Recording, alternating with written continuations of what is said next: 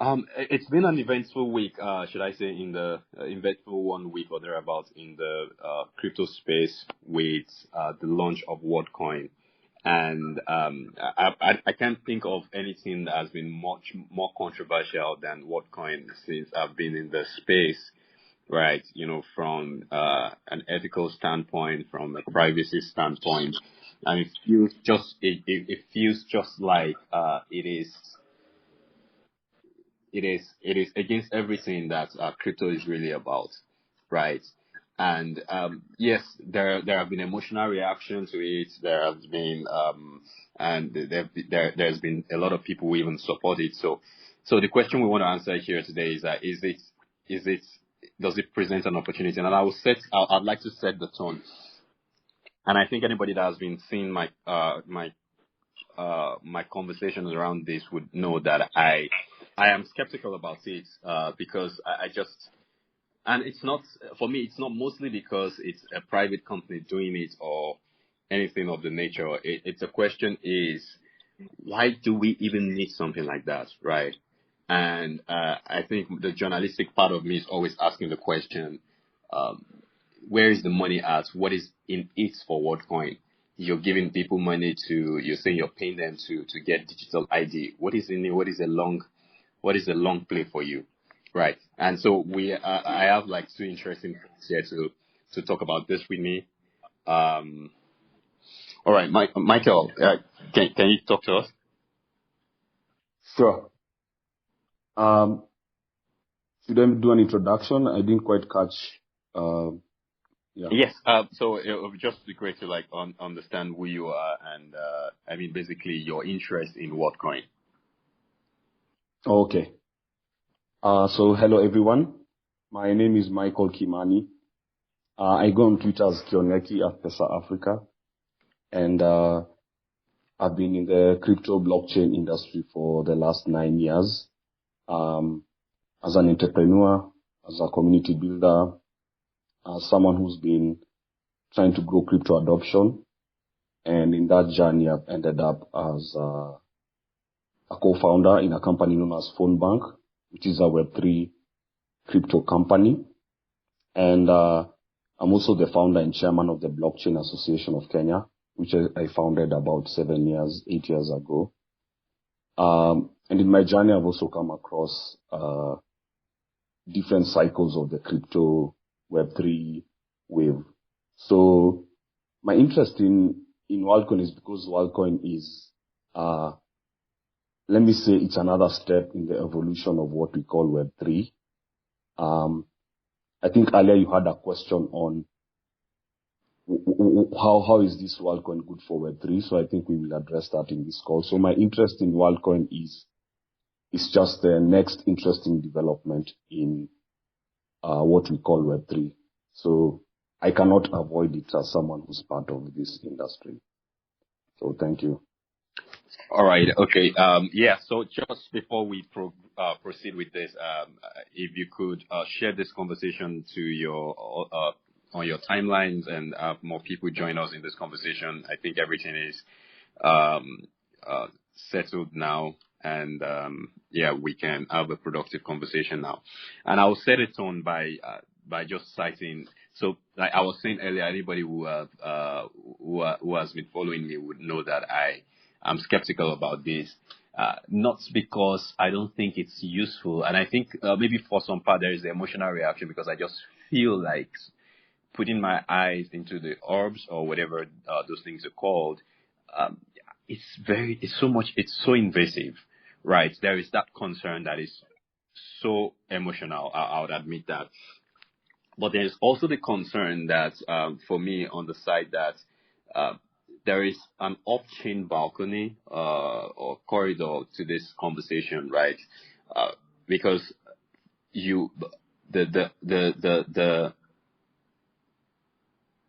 the op scans your face. That is not on the blockchain, right?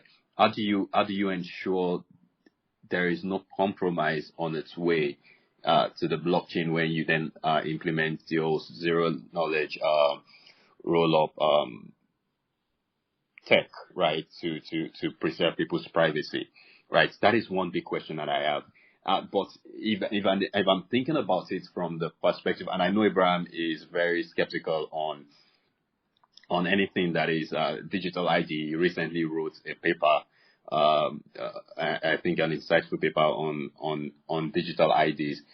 But while just during this week, while I was thinking about it and I was just really skeptical about it, I stumbled on a conversation on a Nigerian TV station, Arise, where someone was saying that they were recommending. So currently in Nigeria, there is a conversation around palliatives being distributed, and and as it is in the blockchain space, a lot of people would float ideas of, oh, you could use blockchain for transparency, and that is true. But I started thinking about it more and more, and there is a part where you have to verify people's identity. You just can't. Blockchain is trustless, right? In the sense that so in this, people can create multiple blockchain wallets, right? How do you verify that, right? And there is a lot of people who are poor out there who don't have any ID ever. And it's probably going to be a long shot for you to say, okay, go to the to national ID office, and it feels like something like WorldCoin potentially is such an easy way to get these people ID, right? And it solves some of this problem. So I'm a bit split here, and I'm just looking forward to learning more about this. So what are your biggest concerns about this technology, Abraham? And we've invited you to speak. I don't know if you could. But maybe while we wait for him again, what are the biggest potential? Let's start with you, Michael, of this technology for you with regards to Africa, and why are you not concerned about, the privacy elements of this? Yeah, so let me just say, I think when you say that I'm not concerned, I think this WorldCoin project has different elements. I think that's been very clear, for example, from how the response from the Kenyan government has come from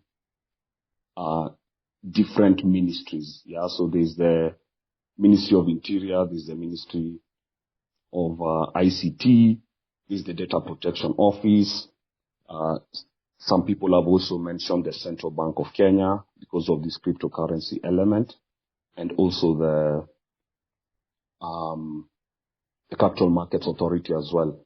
So I think there's a lot to dissect here, and I can't say that I'm an expert in all of those sectors.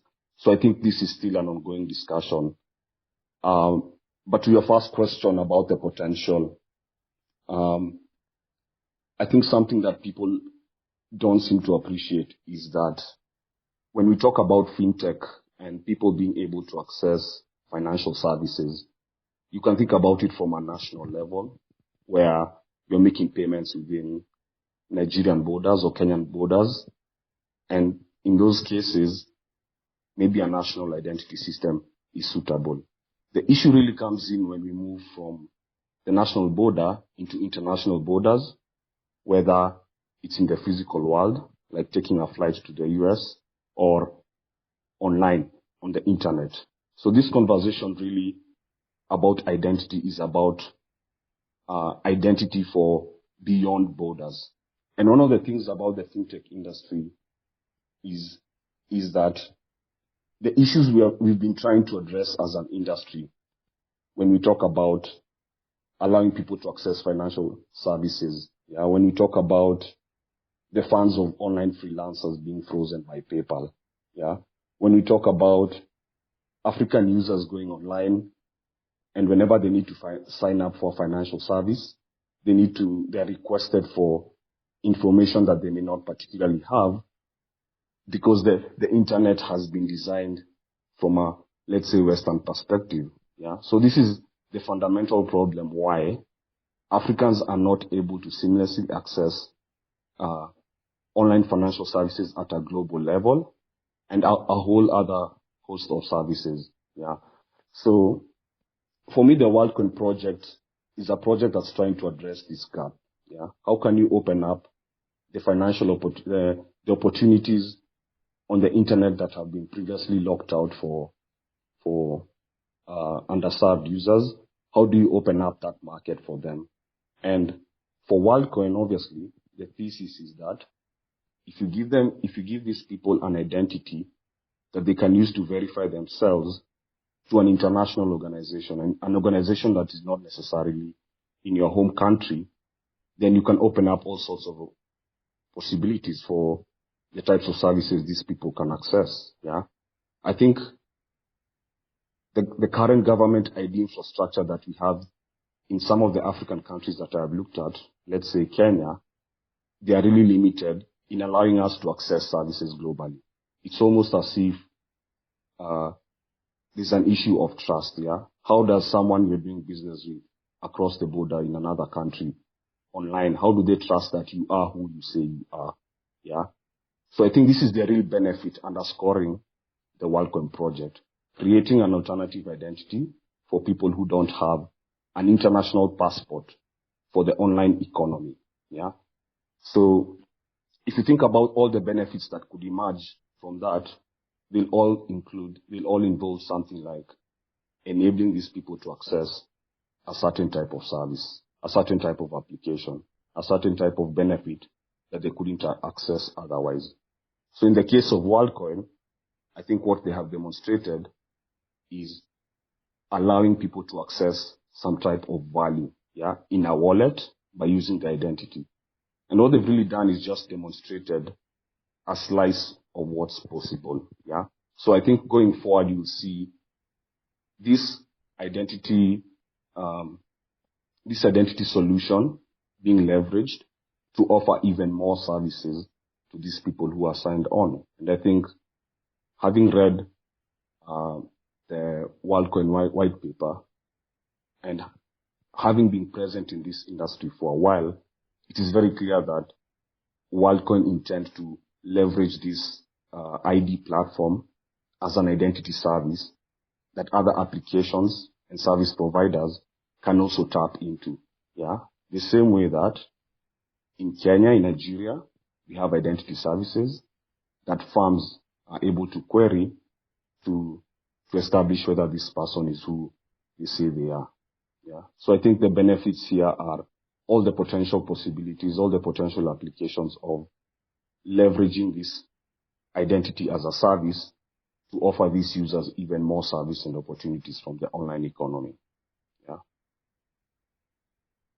Lovely, and I think you made very good, strong points there on the from the perspective of a lot of people in the developing world.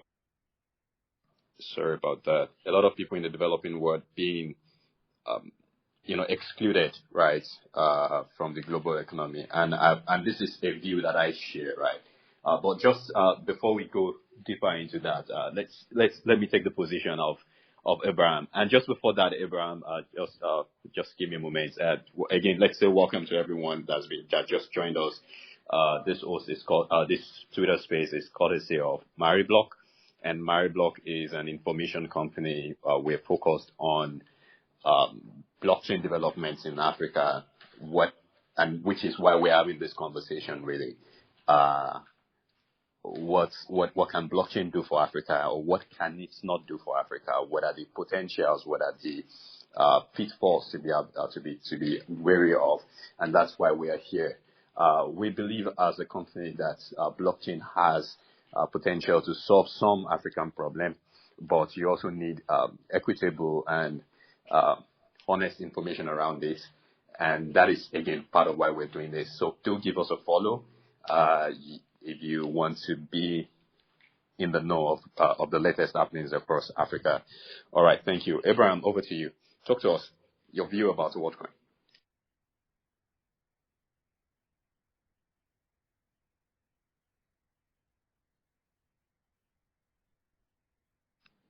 Abraham, are you there?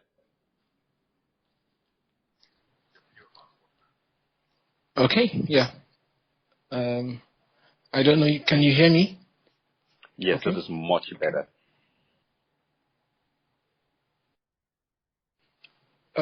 Yes, can you hear me?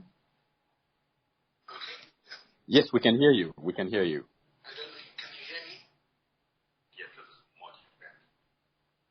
Okay, so it looks like there is a bit of a lag. So I'm just going to try and talk through, and hopefully you can hear me regardless. We can have a conversation regardless of the lag. But yeah, so I'm Abraham Augustine, Tech Cabal, digital economy research, and blah blah blah. And yeah, I think I should start with like a disclaimer of sorts. I'm not exactly the biggest fan of crypto per se. I don't have any problems with it. I just think like that there are too many issues that need to be worked out that are not, and then we try to apply, something that is so flawed, broadly speaking. And then when we usually attempt to do that, what we end up doing is relearning lessons that the formal financial sector has already learned, over several decades. So it's almost like repeating mistakes that could have been prevented if, there was not just so much ego and ignorance. That's my general position about crypto. But I'm also very interested in digital ID, and because of how much it is tied to another interesting project and agenda, which is digitizing cash, right? You can't speak of digitizing cash without talking about digital ID, and very often you find that a lot of the justifications for digital ID programs is digital financial inclusion, right? So those 2 points are very, very linked. And there are things that always show up when you listen to the conversation, whether you're listening to from people from the United Nations Better Than Cash Initiative Alliance, or whether you're talking to whoever is your Bitcoin favorite, or whether you're also now, WorldCoin, right? So that brings me to the WorldCoin issue, right? Is it a good thing? Is it a bad thing? I think individually we all have to make choices. I'm a big fan of, I'm a big supporter of people being able to make their choices. But at the same time, I also recognize that individual choices have a collective social impact that we cannot ignore, right? And then the question then becomes, what is the problem that WorldCoin wants to solve? According to WorldCoin, right? And I think Michael has also given like a very good overview of it. The idea is, I'm literally reading off of the WorldCoin white paper now, right? It was founded with the mission of creating a global inclusive identity and financial network that is owned by the majority of humanity. And we can start from there, right? A globally inclusive identity and financial network that is owned by the majority of humanity. If you just take that first sentence and you look at what WorldCoin is today, you don't have to do any you don't have to be like a sleuth or like someone that works with the CIA or the FBI to understand that that is exactly not what WorldCoin is today, right? That statement there should be a disclaimer there that says that statement is a future aspiration. Right now, WorldCoin is not owned by the majority of humanity, right? It's owned by a few people, right? It's owned and controlled by a few people. Maybe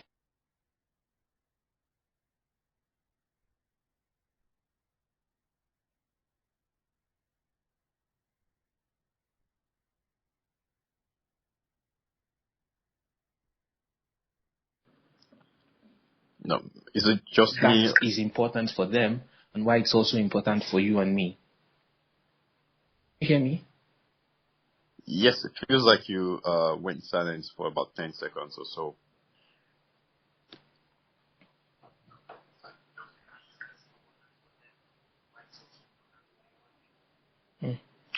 Can you hear? Because it looks odd.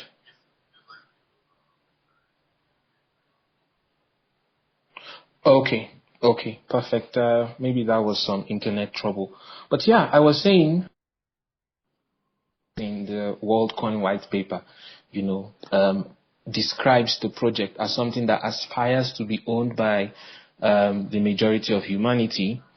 And what that ownership is not something that is really very very, not something that they actually tell us what it looks like.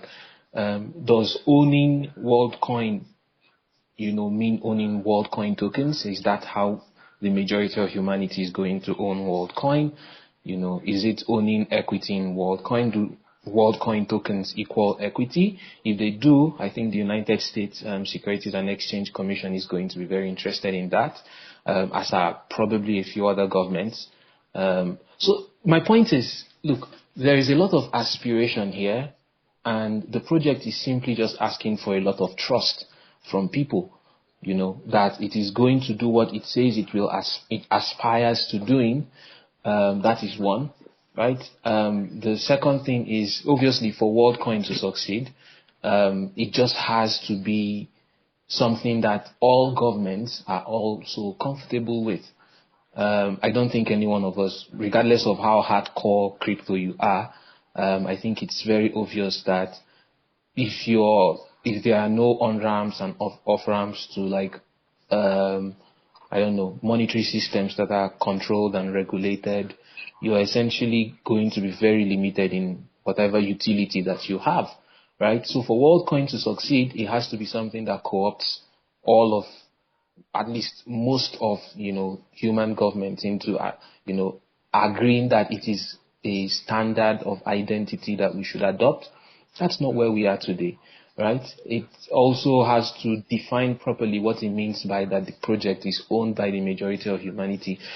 So generally, when you just take a look at it, there is a lot of things that are not clear.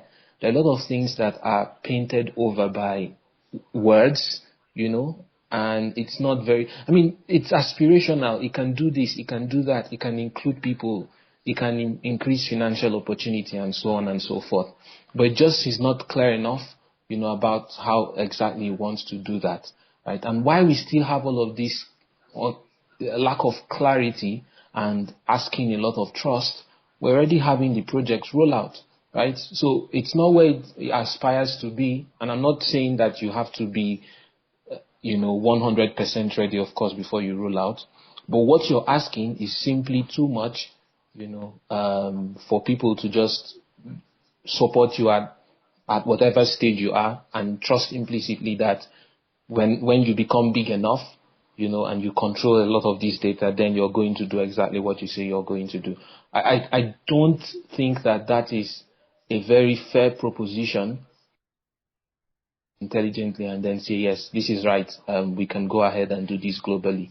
And I don't think that using a lot of words is a very good way as well to, sort of paper over some of these concerns. I think there are things that WorldCoin and the Tools for Humanity crew, should be bold enough to squarely face, not interpret as adversarial, because ultimately you're trying to build something that should be, quote unquote, globally inclusive, right? That's a very tough proposition.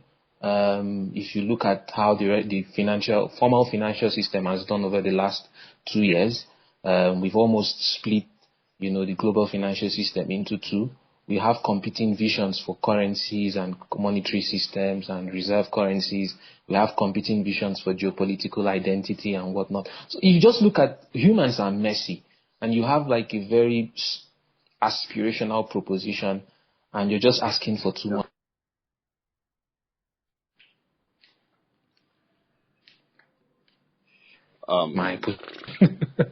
If it makes any sense. All right. Yeah, that makes sense. Thank you. And I think I get your position, but I know that Michael asked a question a few days ago, and I think his question was that, would you be okay with this, right, if this was done by the government, right?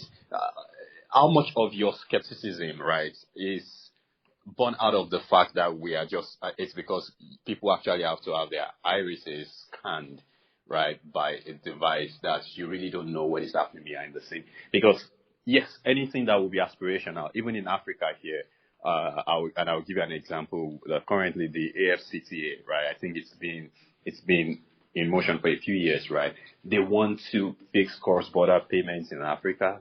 They started PAPS, and they're still onboarding people. So anything that is aspirational, it starts from somewhere. So I don't think that is the big problem here, right?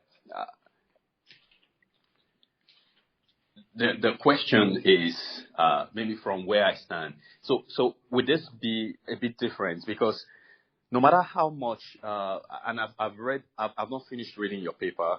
I've read a few some part of it, and well, to your go ahead, please.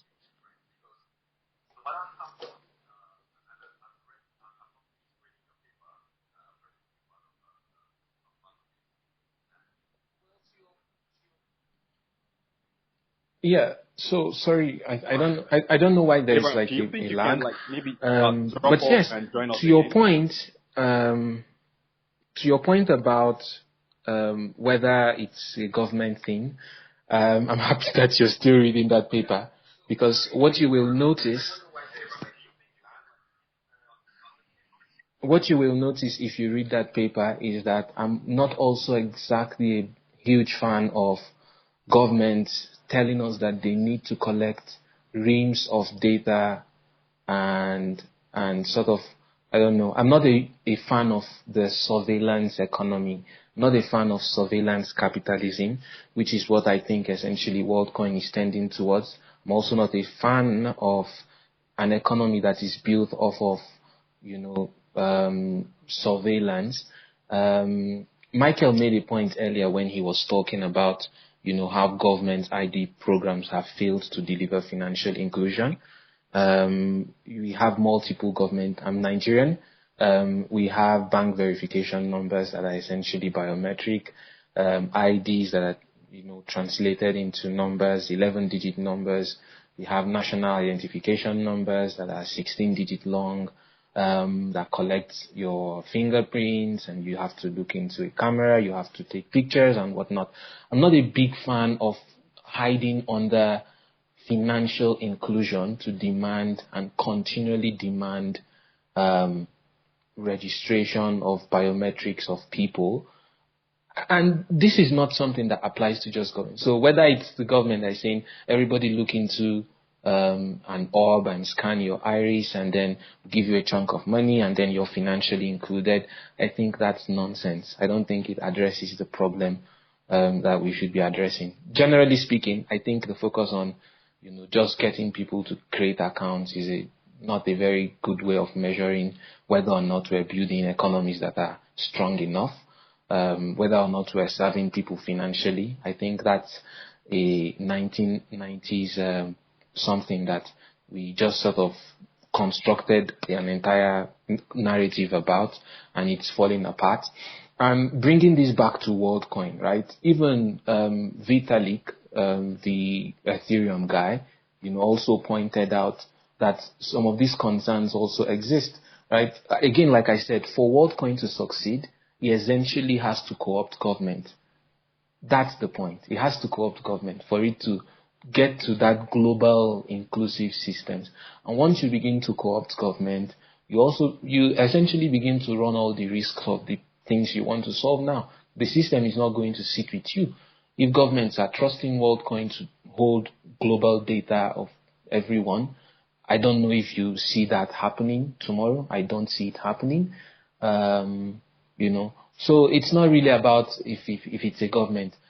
If it's a government, I will be a little bit more comfortable, right? It will be maybe like 1% less concerned, but still very concerned, because I'm not happy that, we've constantly demanded people to give up fingerprints, take pictures.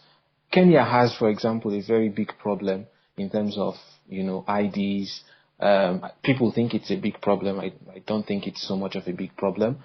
They have had Huduma numbers, and it was challenged in court, and I think the program was paused. I wish that was something that we did in Nigeria, because obviously you can see Kenya has a higher rate of financial inclusion. In Nigeria, we've had several digital ID programs by government, and we still have like under 45% of access type financial inclusion, right? So it's very clear that, look, the more digital ID you have does not necessarily mean that you have a more financially included population by access. One. Two, the more financially included people you have in terms of access does not necessarily mean that you have a better economy. It does not mean that people are financially healthy. It just means that people have accounts and you can pat yourself on your back. You can go to your development funding partners, and give them all of these big numbers, and everybody's going to be happy and publish reports every year or every quarter that, look, we have 1 million people, having mobile money accounts. It doesn't tell you how well those people are living. It doesn't tell you that the economy is becoming more resilient. And in many cases, we have seen, that there are actually indirect negative benefits when you try to scale quote-unquote access type inclusion. So generally speaking, I'm not a big fan of tying digital ID to financial inclusion. I think that's something you see in that paper that you mentioned, Shion. Yes. So whether or not it is government doesn't really change anything, right? Because essentially for WorldCoin to still succeed, my whole point of contention is that, look, we have to move beyond the argument that you need to create and manage and control vast reams of, especially personally identifiable data, to be able to, scale financial inclusion, to be able to control internet, and make people, use the internet and make transactions or whatnot. Look, if you have WorldCoin, I'll give you a good example of something, and then I'll stop talking for a bit. One of the points that WorldCoin makes a lot is that it uses ZK proof, that zero knowledge proof. And yeah, if you're maybe not a nerd, zero knowledge proof basically means that if you're trying to verify your identity, WorldCoin doesn't disclose that PII. It essentially gives like a binary answer, yes or no. Right. So if you're trying to verify that X is true, connected to this person, so it doesn't output the information, it doesn't output your name, your age, and whatnot. It just gives a binary answer, that can then be, verified and then checked, and then you can do whatever you want to do. But if you begin to look at real world use cases for that, take for example, you want to purchase an item online. Right, you're purchasing something, and you need to prove your identity, but you know how when you purchase things online, you need to also input other informational fields. You need to input things like your address. You need to input other like personally identifiable information, right? And when you look at that practical real world use case, that privacy protection breaks down. Right? It's not a point I've only made. It's not a point I'm making. There are other quote-unquote cryptographic experts who make these points and point out that, look, when you bring some of these things to the real-world use case outside of crypto lingo, outside of tokens and tokenization, when you try to apply them into how people use, make transactions in the real world, the privacy protection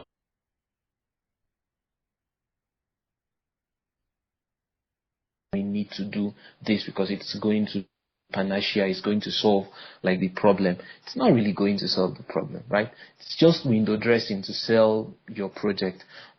And just to summarize, right, my whole point is that WorldCoin is asking too much, and too much is not necessarily that you're scanning your iris. It's just that it has a lot of aspiration. And when I use the word aspiration, I'm referring to some of the things that it states as WorldCoin, the first sentence, it's saying is creating a global identity, inclusive identity, and financial network that is owned by the majority of humanity. But that is not true, right? And nothing in this sentence makes you see that it is aspirational. It sounds like this is what we're doing now, right? But in the reality, it is asking you to trust that this is what we want to do, right? And when you look at it from that perspective, then you realize that, look, these guys are actually asking me for a lot, and then you have to ask yourself as an individual, is this something that I'm comfortable with? Obviously, a lot of people are comfortable with it, which is why we saw like the long queues, even though that is debatable because you're paying people for them to get comfortable, and a lot of the people knowing how, the economic situation in a lot of our economies now. So that's not exactly a good way of saying, yes, people are comfortable with it, right? In places like the US, for example, where they are scanning irises, but they're not giving people tokens, they're not paying people anything, right? You can make a good judgment and say, yes, people are comfortable with it there, right? Here, where people are essentially coming out because they're being told, if you do this, you're getting some tokens that you can exchange for money. I'm not sure that you can look at that and say, okay, yes, people are people are on board, this idea. It doesn't look like a very ethical way of making judgment calls if you look at it both as a researcher or just as an ordinary independent person. But correct me if I'm wrong, I may be wrong. These are all strong opinions. They are very likely held. Open to thoughts. Okay, thanks, Abraham. Thanks. That was interesting. You made a lot of interesting points. I'll let Michael respond to that, but just before then, there is a lag in your network, so I'm curious to know if you could maybe just drop off and join again and request the mic so that we can have a better flow. But Michael, do you want to respond? I'm sure you heard everything Abraham said. What do you have to say? I mean, he made points around creating digital IDs for access. It doesn't really, at the end of the day, mean financial inclusion. And what it seems to me he was saying is that financial inclusion really happens when you have a booming economy, really. So that everything else feels like you just trying to engineer it and then just wanting to, as we put it in the crypto space, dox people just in the name of promising them access to financial services. Do you want to respond to that? Yeah. So I think, these financial inclusion things, we have problems. Yeah, we have problems in our world. And in the tech startup world, entrepreneurs are people who take a chance at solving these problems. So for me, Worldcoin is just like any other startup. Like you said earlier, Sean, like all the startups we report about that are working in the African ecosystem, they're all aspirational, right? So everyone is aspirational in terms of defining a vision and then trying to work towards that vision. So I think we can forgive them as entrepreneurs for pointing out a roadmap and trying to get to that roadmap. It's not going to happen overnight. Yeah. So I think what the key issue here that I'm picking up from Abraham really is the issue of trust. Yeah. It sounds like there's trust issues around, is this ZK-proofs technology, is it robust? Has it been tested? Yeah. There's issues of trust around, and we've seen this from everyone who's talking about it right now. Where is the data stored? So the question really is, how can we address these issues of trust? And I think we have these things known as audits. Yeah. So audits are is an exercise we use for coming to an agreement that this thing satisfies some checks that we have in place. So this has always been my position, really. For me, I see all the conversations we are having and discussing, we're just trying to understand this thing, yeah?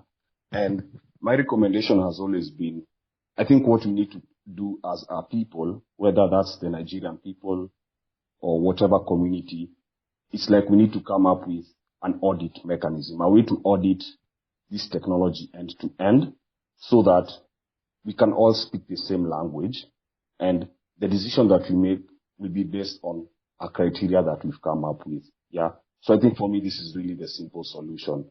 But it's not as simple, because the question then becomes, who's going to design this audit? Yeah.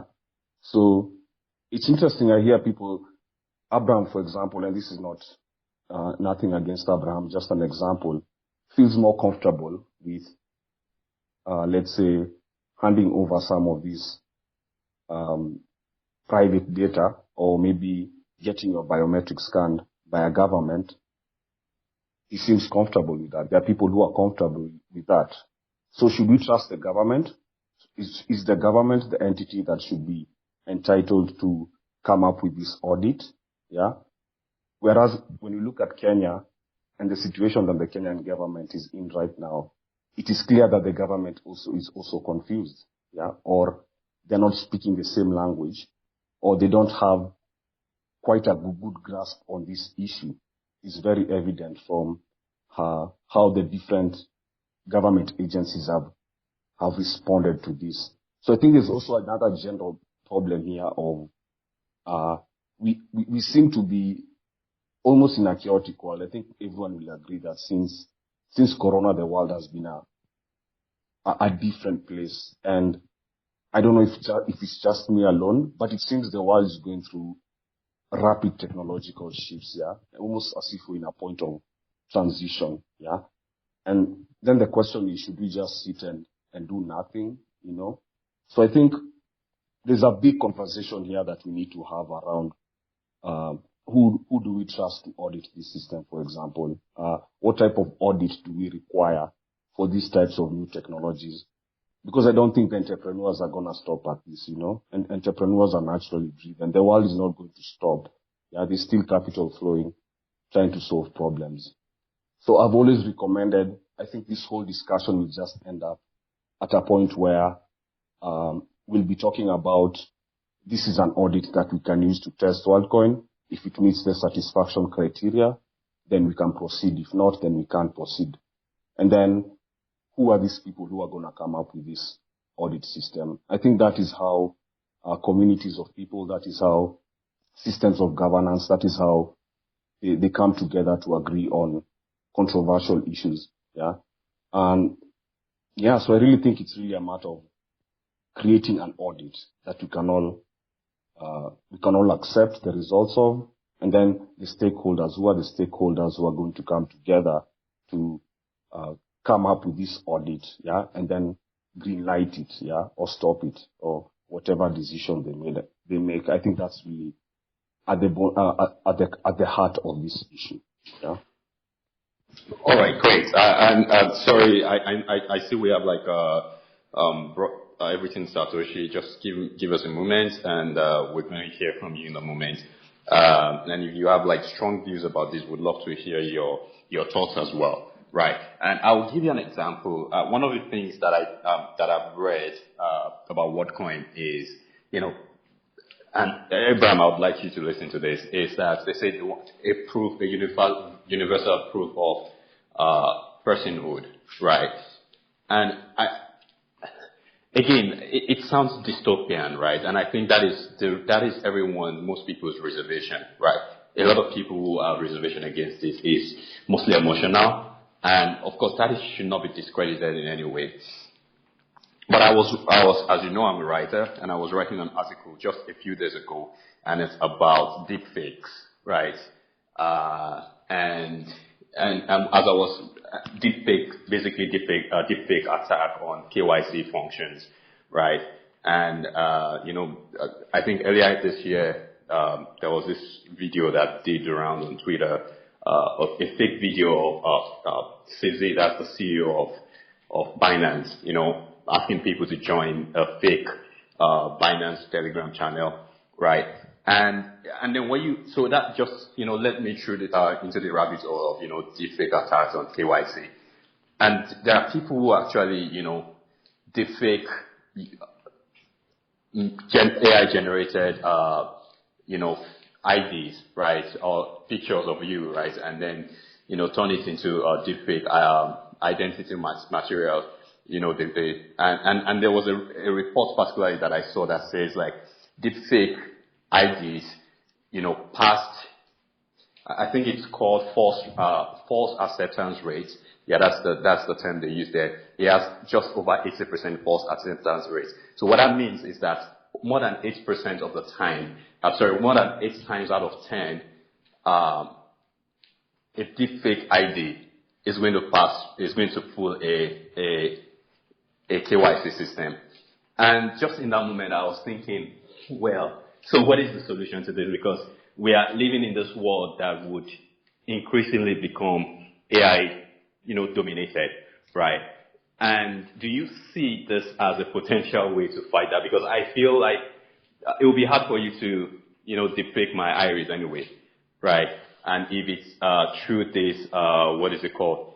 And that this is assuming that the security component is, top notch, of course, which is another conversation. I don't know if you understand what I'm trying to say, Abraham.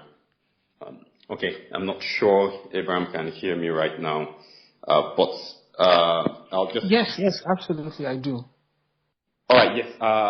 Do you want to respond to that? So a technology like WorldCoin being, that proof of personhood. I hear you. Okay, we still have the lag. All right. Yes, please, go ahead, please. Thank you very much. I want to first of all start by debunking the proof of, there's a lot of debunkings I want to do, and I do this respectfully and with love, and that my point does come across genuine concern, as genuine concern. Because the bull market is coming, these things happen usually when the bull market is coming. There's a lot of scams wrapping up, trying to push a lot of misinformation out there as to what is and what isn't. And because a lot of people are not really educated in this space, they fall prey and are scammed. So I will approach this topic just from an ethical perspective. I'm not really going to go technical as to how the entire thing will collapse. I will just be ethical about it. So the WorldCoin venture or product, you need to look. I apologize, my environment is a bit of manufacturing going on, so the background might be quite noisy. But to the point, you need to look at the people behind these projects, okay?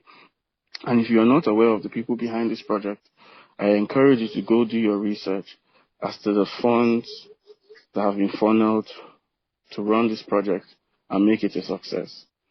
And I can guarantee you that regardless of whatever I say here, the people who are doing this, who are the helm of affairs, they are top-notch at doing what they do, which is to spread misinformation, steal people's wealth, and just rob people.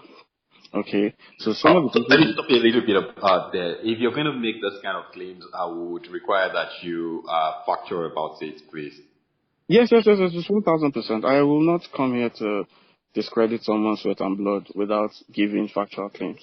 Okay, there is, and I can mention names. Okay, so you have A16Z, Andreessen Horowitz, is a very, very infamous, prominent guy in the space for pushing a lot of ERC20 tokens, scams. He pushes Solana, Ethereum. Basically, the WorldCoin project is an ERC20 token. So from an ethical perspective, that is just fundamentally flawed, because the blockchain itself is fractured. It is not a decentralized project. It is a Dino project, D-I-N-O. It's decentralized in name only. Most of these projects all are. Okay, they only have decentralization and other technical jargons to fool people, like proof of personhood and the other technical jargons. I don't want to really go that route. But to my point, on an ethical perspective, the people running this project, you have the likes of Sam Bankman-Fried, and if you are not new to this space, you already know that Sam Bankman-Fried has cost people billions and is walking free today because he has the backing of the government.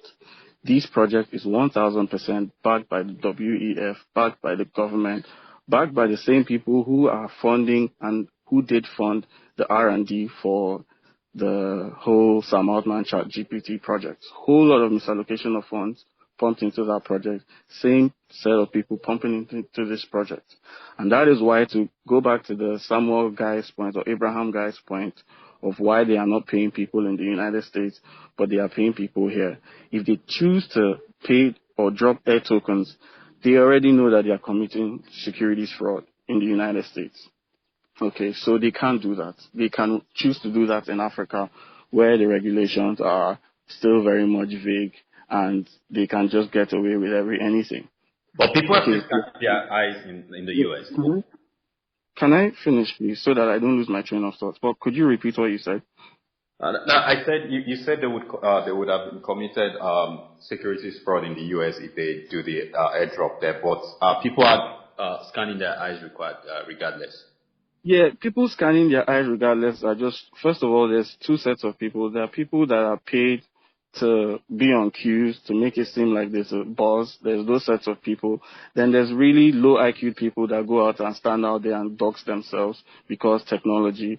And then on the African continent, there's people there's a shit ton of people who are not tech savvy and don't want to involve in the revolutionary Sam Altman type technology, but are incentivized with shitty airdrops to go dox themselves. Okay, and I'm not really going to go down the Black Mirror episode of why that is a dystopian world and all of that. I'm just going to stick to the ethical perspective. Okay, so from the first point of ethical perspective, I've made that point. The people backing this thing, if you don't know A16Z, you don't know Sam Bankman-Fried, you don't know all of the VCs, the venture capitalist funds that are, I can probably put it in the Jumbotron or the next when I'm done, that are literally behind all of these scam tokens, all of these meme coins, then most of them, the big guys, they are behind this. Now, another ethical flaw that this makes is to deceive people into putting their wealth or their time and sweat and blood into this ERC20 token. So an ERC20 token is something that anybody who is savvy enough can spin up in 10 to 15 minutes, 20 minutes. If you're really good, you know what you're doing 15 minutes. You can spin up a everything Satoshi token. And it's on the ERC blockchain, and you can literally set the parameters. And the ERC20 token is just a fork of the main freedom technology. And that is why all of these forks, you need to dox yourself, because they are an antithesis to their fork, their parent fork. So this is a way to, on a global scale, when the SEC is going after XRP, is going after all of these shitcoin tokens, for literally what Worldcoin is doing. But because Worldcoin has the blessing and the backing of the government, and all of their loopholes have sort of been smoothened, eventually they'll go for them and try to play back and forth with the whole American justice system thing. But at the end of the day, just like Sam Bankman-Fried, they will be free. There's a leeway for them. Why am I concerned? I'm concerned about the Africans who have been incentivized to come and push misinformation and disinformation that are not as technically savvy to understand the damage that they are doing.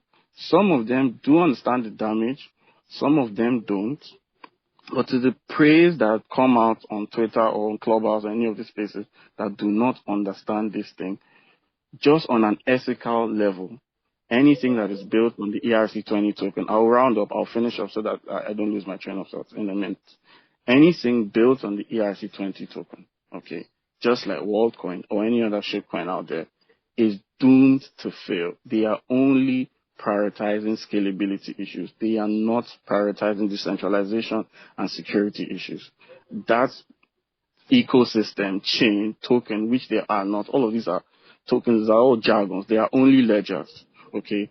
All so I'm going to stop you because I think you're turning this into a Bitcoin versus. I have not even mentioned it. I'm just saying on an. Well, because we both know this is what this conversation is about. Because you focus a lot on ERC token, but we are talking about Worldcoin. Worldcoin is an ERC20 token. Are you not aware of that, Uluwa? What's your name?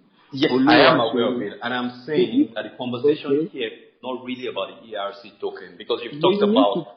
You mentioned anything on the ERC20 token is you've really not made any strong points on why that is ethically wrong, really. Yeah. Okay.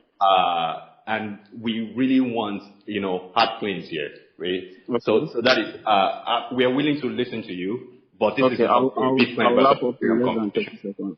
I'll wrap up in less than 30 seconds so I don't make it a back and forth thing. Okay. So if you are trying to do cryptographic proof okay, to the guy. I might have to be a bit technical so that my point is being nailed to the head. I just don't want to be so technical for the guys that might not really understand, but I'll go a bit deep. Okay, if you want to have, first of all, blockchains, okay, of which there are none, it's just a marketing term, but blockchains for the layman to be secure or to be deemed as a good blockchain, okay, you must satisfy 2 of 3 criteria. Most people in the world who are not cryptographers, they don't know this shit. They don't know what the fuck I'm talking about. But to the layman, to say that your blockchain is a foundation that any project should stand on, you must satisfy 2 of 3 criteria. Okay? Security, decentralization, and scalability. Okay? The ERC20 token, or any ERC20 token, of which WorldCoin is, stands on a chain that only optimizes scalability, 1 over 3. If you don't know this or don't see this as an unethical thing, then my brother, you need to really go be educated. All right. Thank you. I'd have to stop you actually because thank you so much. I think you're taking off our point really. But thank you so much for your contribution. Abraham, please. I appreciate your time. Thank you.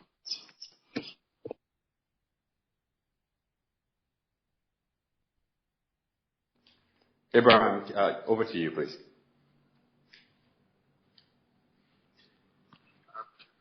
So let me just say that so I'm not a crypto person, and I'm not so super familiar with like the crypto world and ERC20 tokens and whatnot.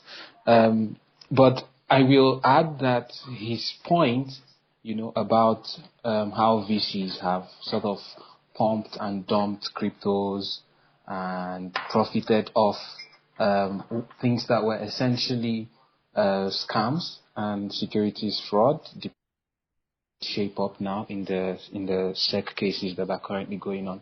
That is actually a very strong point.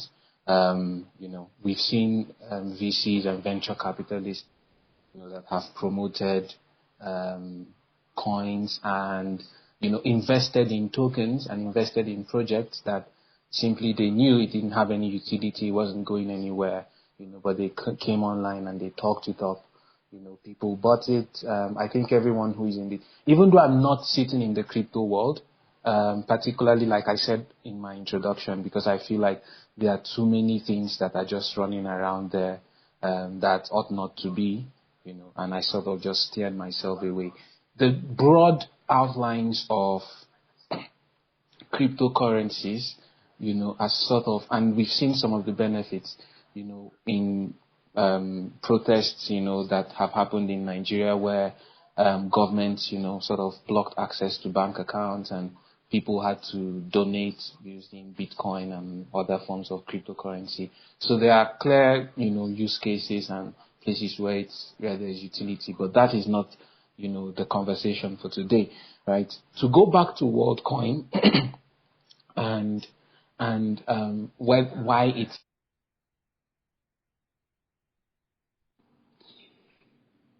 a threat. To be frank with you, WorldCoin, demanding to prove personhood, I think that's a very significant demand.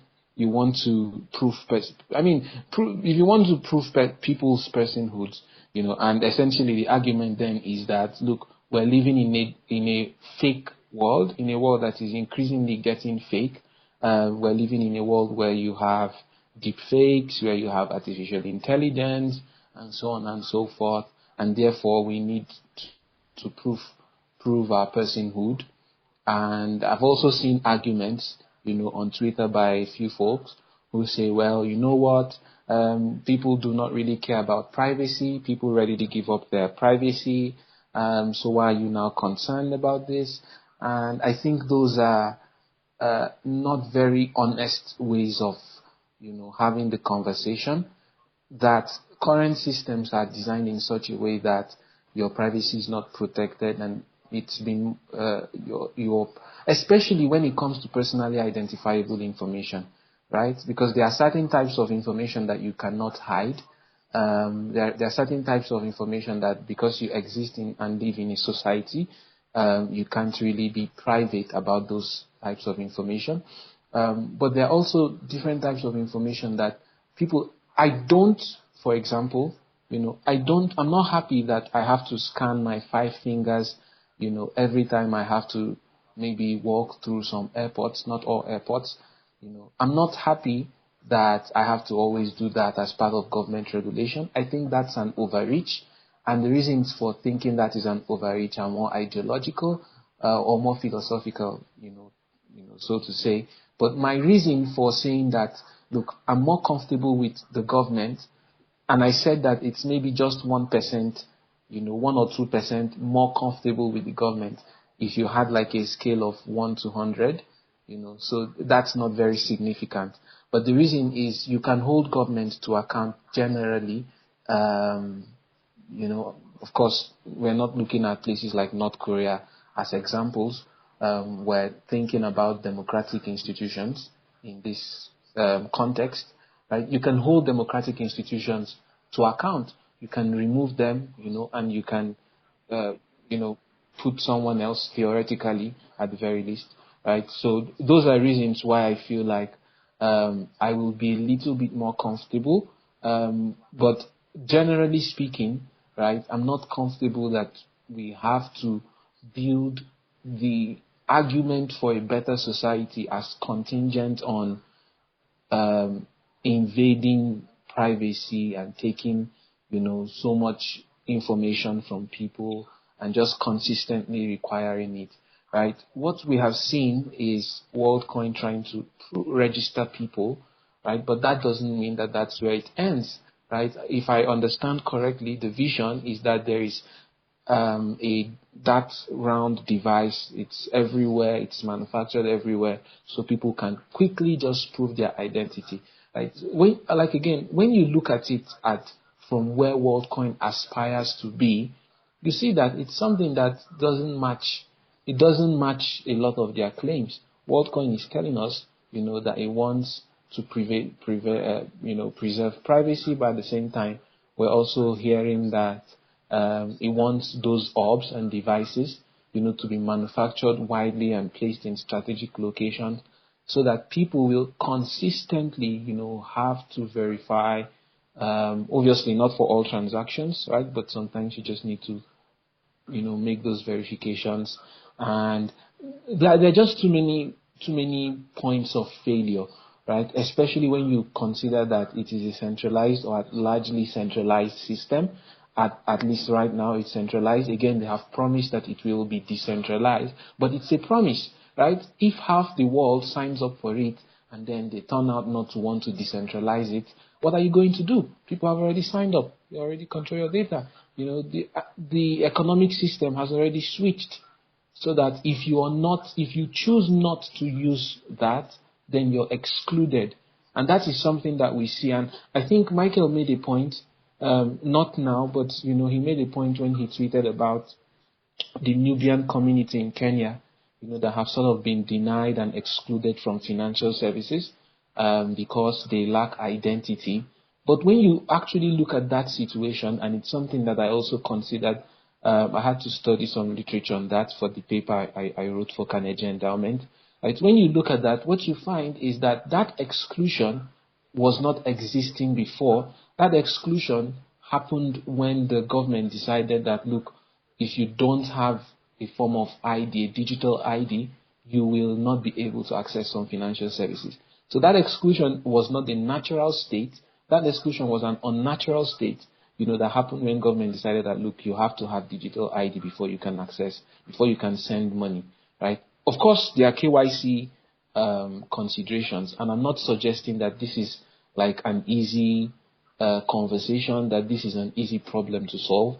My point is just that, and I think I've reiterated it several times, WorldCoin is asking us for too much. It's asking for too much trust up front. Everyone is aspirational with your startup, but not when you're trying to reorient the world and the global financial system to be based around your technology, your philosophy, and then you're backed by a few venture capitalists in Silicon Valley. And then you are also, interestingly, also spearheading artificial intelligence. And if you look at some of the rhetoric and statements that have come from, again, unfortunately, I'm sorry, Sam, but from Sam Altman, trying to get governments to regulate artificial intelligence in such a way that will allow ChatGPT, for example, to be dominant, while, sort of crushing the competition from coming up. Those are not behaviors that suggest someone who is doing this thing out of altruism, right? Those are not behaviors that suggest that we can trust you. There's a point of trust has been made, but there's also a lot of debates, both from academics, and generally if you can engineer trust, right? I don't think trust is something that you can do with technology. Trust is a social phenomenon. It's not something that you can technologize. You can build all sorts of technology and digital tools to sort of enhance trust.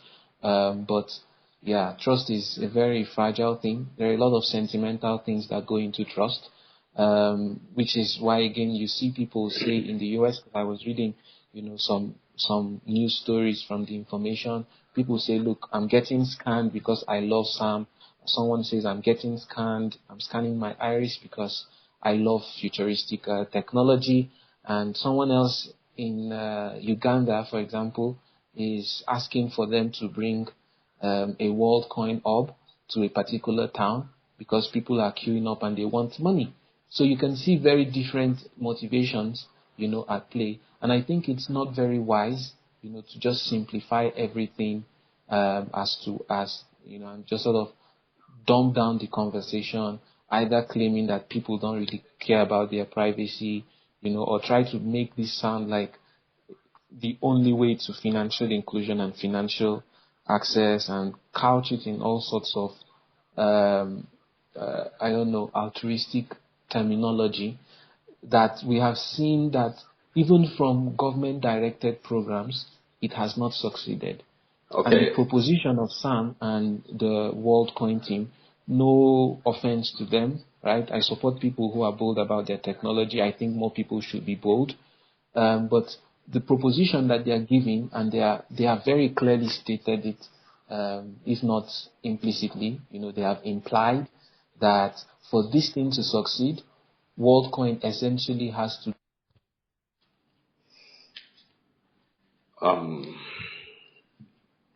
find light. And when you consider that proposition, it's such a huge thing that you're asking so many people to do, right? And then you're not giving out enough information. You're not telling us, for example, you tell us that the data gets deleted once the iris scans are converted to hashes. It gets deleted, from the Ethereum blockchain inside the orb itself. No one is auditing the devices. You're just a private entity trying to do all of these interesting things, and not being very open about it. So it doesn't inspire trust, and everyone, again, is free to decide for themselves. Unfortunately, because there is a monetary component to this, and you can speak to people who design research, once you have monetary components involved in, your research design, you have to consider serious ethical, considerations attached, to how your monetary reward may or may not be inducing participants in that research. One of the points that the Kenyan government, made in some of the computations that they've released is that there is also that component that was not properly addressed, which makes one to wonder how come they were able to register as data processors. And they've been doing this in trials the trial phase is more or less the research stage. This is the launch. This is not the research, but somehow all of these issues were not addressed, or at least were not addressed satisfactorily enough. Even if they were addressed in communication by regulators, maybe WorldCoin is talking to people in Kenyan institutions, Hey, government Brian, I have to institutions, stop you. trying Just to assure them. Because this is not Imam can just you something can that watch concerns these agencies, this is something that you're trying to do at a global scale, right? I think there should be a lot more communication.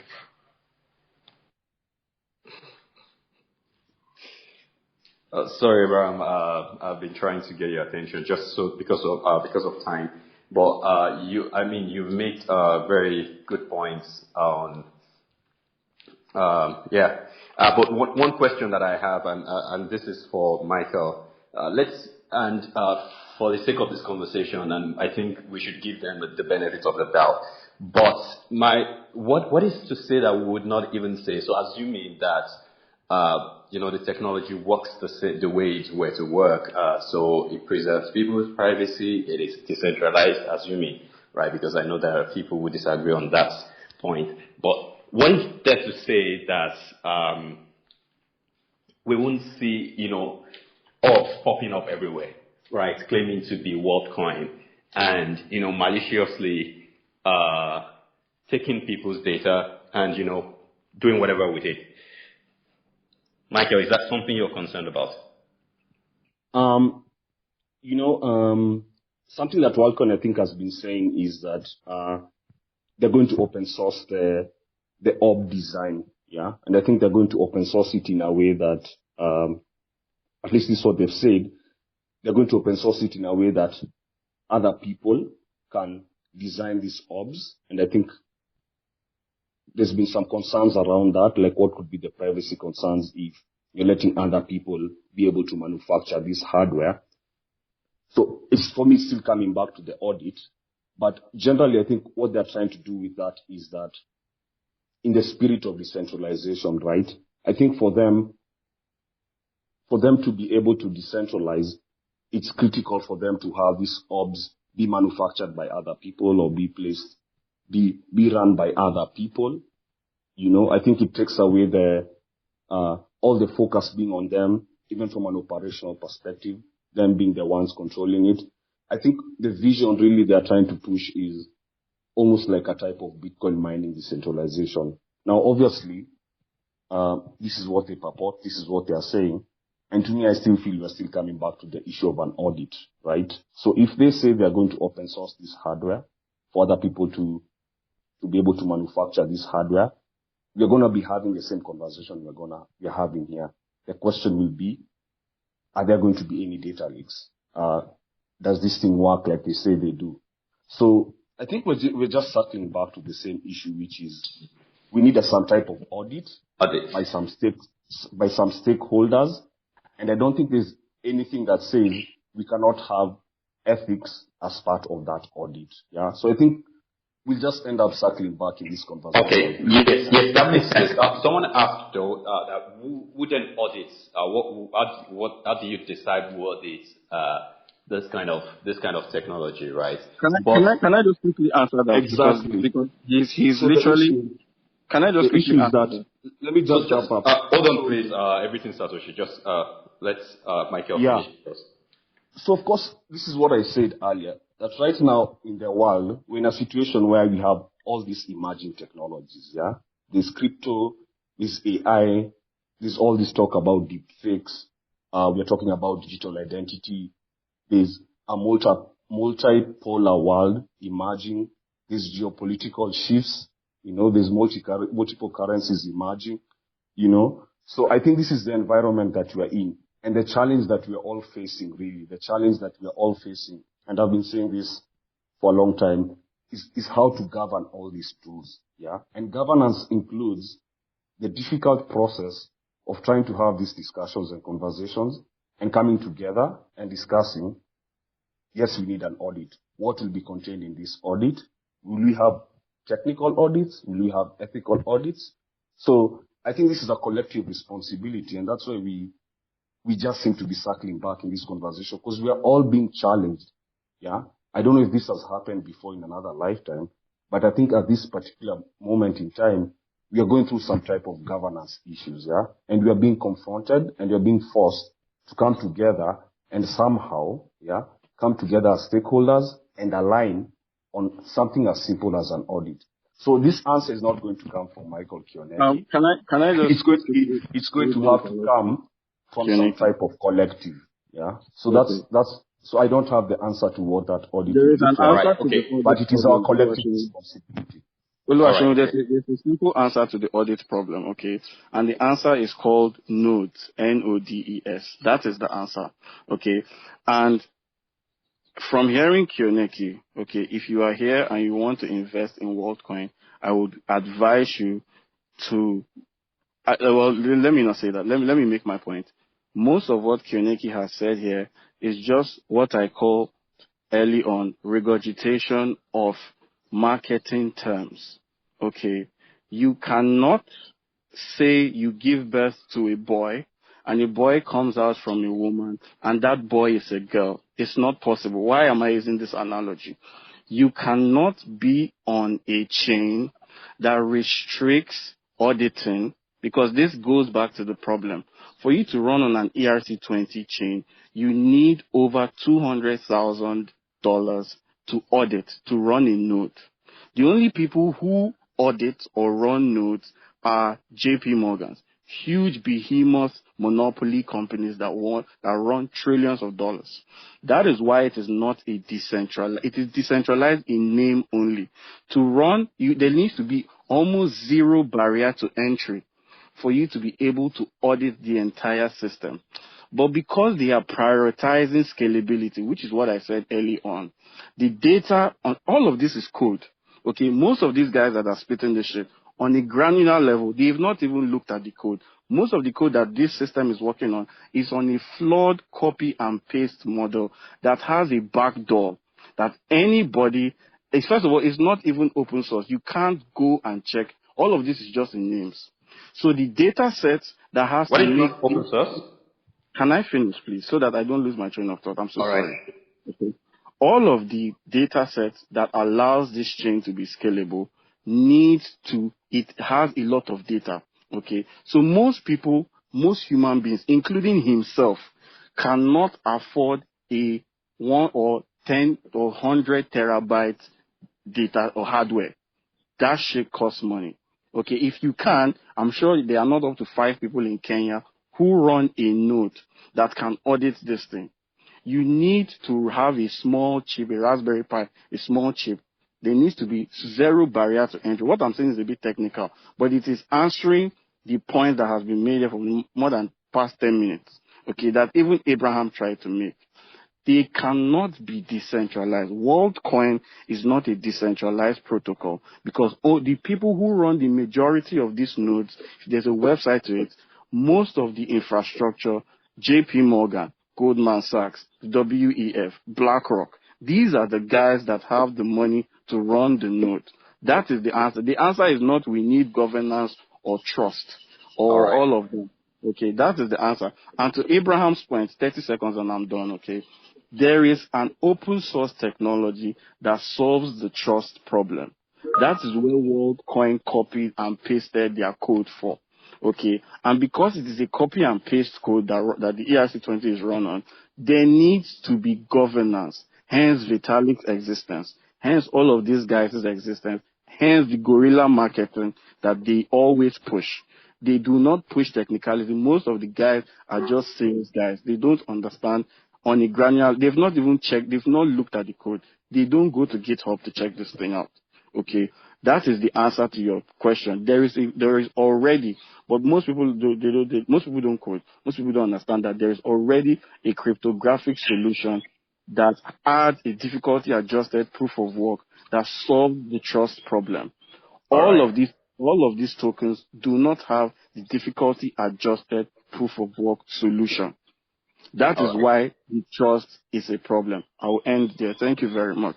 Thank you. And let's hear from you. Sean, so maybe just one point. I think when I say audit, I don't just mean a technical audit. I think it could also be one that is based on the design. So can we get an audit of the end to end? And it could also be ethics. So all of that does not matter. All of that does not matter. Point though. If people can so I definitely hear this point about your transaction, then I'm so sorry for really causing a fight, but anything All right. built on You just have to hold on. Let him finish. Okay. Thank So you. make your point. No, I was just saying like an audit is not limited to technical. So I get the point about nodes, yeah, and the data that passes through these nodes and how expensive it is to run a node. But I was just talking about an audit in the broad sense of the term. It could be the design of this orb itself, the flow of data from end to end, yeah, and it could even be an audit that we design where we say we're not just interested in the technical elements of this project or the design elements of this project. We're also interested in even the ethics of this. So this is all we're discussing here is how can we evaluate if Worldcoin passes our level of trust that we can all agree on. So that's really what I meant. Yeah. Okay, I All right. understand. Thanks for clarifying. Thank you for clarifying. I'm so sorry for shouting at anybody, but I'm so passionate when I know that there is a misnomer in the lingo in trying to pass a message. And I appreciate your elaboration. And all I will say to that is whatever beautiful, even if they give out the patent number and take all of this to MIT to open source the ORB project, the foundation in which the business model lies is a flawed foundation. So if right. Sam Altman is Yeah, not, let's move on, please. okay, We just need to keep on. Let's hear someone else, please. Guled, I don't know if that's how to pronounce your name, but please go ahead. Your hand has been raised for a while. Thank you. Yes, you pronounced correctly. My name's Guled Ahmed. I'm based here in US, but I'm investor at the same time, builder for fintech and e-commerce in Kenya. So I'm very excited to be part of this conversation. I just saw Michael made the invitation yesterday, so I decided to join. About the discussion about the Worldcoin, I think this is a very healthy discussion and very informative. But at the same time, I think I haven't heard the discussion on the regulation more on this, because everybody seems to be, I'll say in this discussion what I've heard, 80% blaming on Worldcoin. But I think at the end of the day, people have to question who allowed them to be in Kenya in the first place, at what point. And the reason I'm saying is because I have a deep frustration on this environment as somebody who's investing at the same time building a universal wallet, a fintech in Kenya, and through e-commerce. Because we design our systems in Kenya to follow the Kenyan regulations, right? To the point that it's so scrutinized, so limiting that sometimes we design that it has a negative impact on the business scalability, marketing-wise. And I'll give you very few examples. Do you know that in Kenya right now, to go just do a basic marketing, hand out marketing flyers, you have to go to the county, get a certification to do that. Somehow we allowed Worldcoin just to pop up in Kenya and collect people, not only privacy, forget about it, but biometric data. Here in USA, Worldcoin cannot do that shit. Cannot. Actually, they will put in a jail.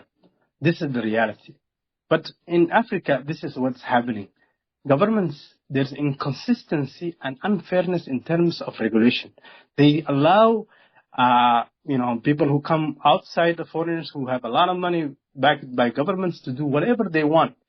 But the African entrepreneurs, real entrepreneurs, who will want to build something that will really contribute to the economy of that local, because everybody is talking about lately dollarization, right? Everybody wants to move away from dollar. Yes, because that's what we're trying to really resolve. But somehow, cryptocurrency and bitcoins is a really very complicated technologies. People still don't have the knowledge. But I don't want to delve away, but just want to talk about the privacy issue. People are worried about it. They have the right to worry about it. But it's up to the government of Kenya to really regulate it and understand these regulations. For example, now, you see, Worldcoin literally depends on artificial intelligence technology. Those technologies are built by outside non-Kenyans or Africans. And those are less regulated. Nobody even knows. In America, even people have difficulty following up. There's a huge issue. And one example I'll tell you in Kenya, Open AI ChatP today is worth 30 billion valuation, $30 billion. And it was built by Kenyans for less than $2 per hour, by Kenyans who really built this technology. Today, where are they, the Kenyans? This is the thing that I'm having the frustration. That's my thinking, right? And so this technology, actually when you're building this, any technology, there's algorithm you're using. And those algorithms, you put it in a black box, right? Nobody knows those black boxes. Nobody has access to that. And that's what Michael was talking about and the previous gentleman, everything. Because we don't have access. Nobody, the government of Kenya is not allowed to access that, right? One of the things, technology I want to build in Kenya, in Africa, is that, and a lot of people don't have an idea, is using a blockchain for carbon credit. And in Kenya, nobody has that, and they're not allowed. For example, recently, Ruto sold carbon credit, but people were criticizing. Well, at least he started something, but Kenyan government doesn't have a regulation for carbon credit, doesn't have anything. There's no technology, block technology for tokenization. So my point is, on the WorldCoin, it's really a frustration for those of us who are investing in this technology, in fintech, in e-commerce, in the local, but somehow there's unfairness in terms of regulation. And I think it's time for Kenya really to do something about that. And that's my comment I want to make on this aspect. Thank you so much. All right. Thank you, Guled. And I think you made very interesting points. And that makes me want to ask, because when they introduced us last week, to have this call, Kampala in Uganda and Nairobi, Kenya. We've not heard much from Kampala, from Uganda. I don't know if you've heard anything from that side, Abraham, and what is happening there. Are people actually scanning there? Sean, why are you interested in actually, okay, go ahead. People are scanning. So, yeah. Well, people were, queuing up for scans. But stopped yesterday. So, yeah. Abraham, I need to update you Twitter because your latency is too severe. All right, so let's talk a bit about the regulation. And I think we're from MFS Africa made a good point yesterday that why is the Kenya government all of a sudden banning this in after a year of testing out? Is a concern around the WorldCoin token, and how that affects the financial system there. And also, again, and I don't think anybody has spoken to the concern that I have about, this ops potentially popping up everywhere, especially if you say you want to open source them, so anybody can literally develop this thing without necessarily being plugged into the WorldCoin chain. So assuming that is secure on its own. So how do you even? So if you're saying you want to do universal proof of personhood, I still don't think it is, foolproof, from the sense that you could have malicious usage of those things by people who just design ops anywhere. And again, in Africa, and this is why we are more concerned about Africa, because a lot of people get incentivized by just the promise of money, right? And I think this is where the government has to be very, very involved in this process. You can't just let people. Yes, while people have the rights to their privacy, to give people, but when things come crashing, it's still, it boils down to everybody still say, oh, because we have shitty governments here. So, Abraham, please, you have your hands raised.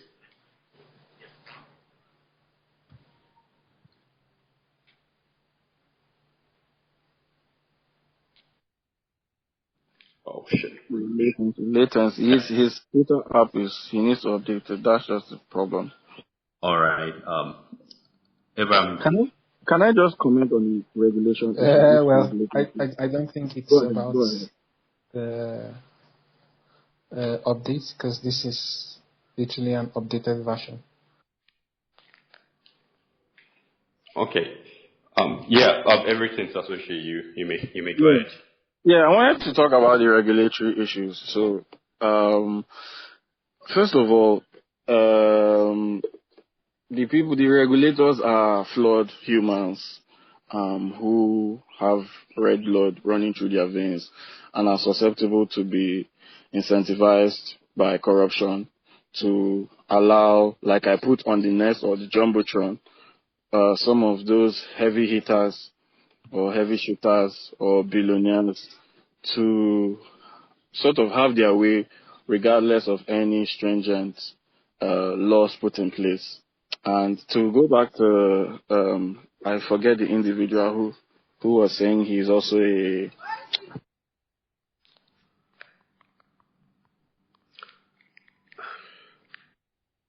who was saying he's also a fintech person.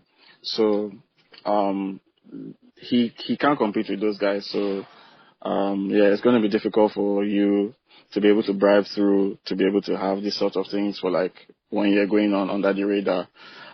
It's just manipulated money, and once you can get as much people to be paid, like you can see, just $30 is what's making thousands of people come outside there. It's hunger, and these guys know it, and they weaponize poverty. It's just their usual play. This is like a repetitive thing.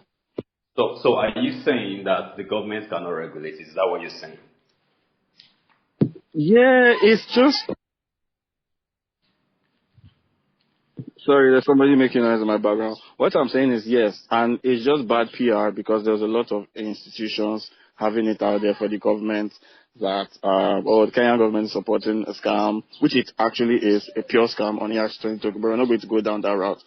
And all it has to take is for people at the helm of affairs to be like, shut down the entire project, whether or not they've been incentivized to allow the project run for the years, which is still running. The project is still running, but PR, it just has to be out there that the government is against it, even though they've been for it in recent times. So that's just my thing. There's a lot of lobbying that goes into these things. Okay, you can see it in Central African Republic, you can see it in Uganda, you can see it in Kenya, you can see it in a lot of African countries, Ethiopia, where heavy influence from the West come, guerrilla marketing, Coinbase, Binance, pushing a lot of shit coins that you can use to convert to USDT.